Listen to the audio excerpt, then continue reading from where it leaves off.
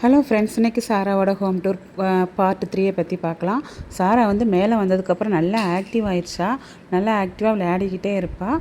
அப்புறமா வந்து நாங்கள் கீழே இருக்கும்போது கொஞ்சம் பயந்து அங்கங்கே ஓடுவாள். மேலே வந்ததுக்கப்புறமா அந்த இடம் ஃபுல்லாகவே அவளோடது தான் அப்படிங்கிற மாதிரி நல்லா ஆக்டிவாக விளையாட ஆரம்பிச்சிட்டா. அதே போல் ஃபுட்டுமே நல்லா கரெக்டாக சாப்பிடுவாள். சாராவை பற்றி எந்த ஒரு தொந்தரவுமே கிடையாது, நல்லா விளையாடிக்கிட்டே இருப்பாள். சாரா வந்து எப்போவுமே வந்து நல்லா தூங்குவாள்.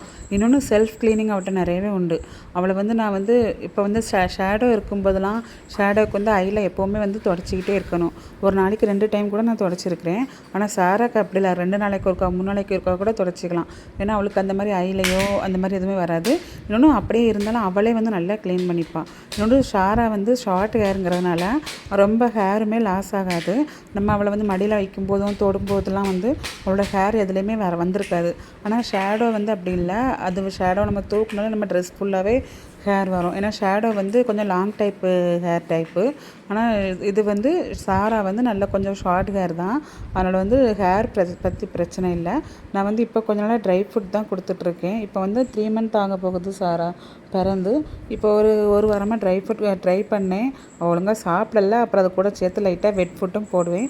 அதுக்கப்புறமா இப்போ இல்லை அப்படியே பழக்கிட்டு இருந்தாலும் சரியில்லைன்னு சொல்லி ஃபுல்லாகவே ட்ரை ஃபுட்டே சாப்பிட்டேன். இன்னொன்று தண்ணியுமே ரொம்ப நீட்டாக இருக்கணும். ஓகே ஃப்ரெண்ட்ஸ், இனி அடுத்த நெக்ஸ்ட் பார்ட் 4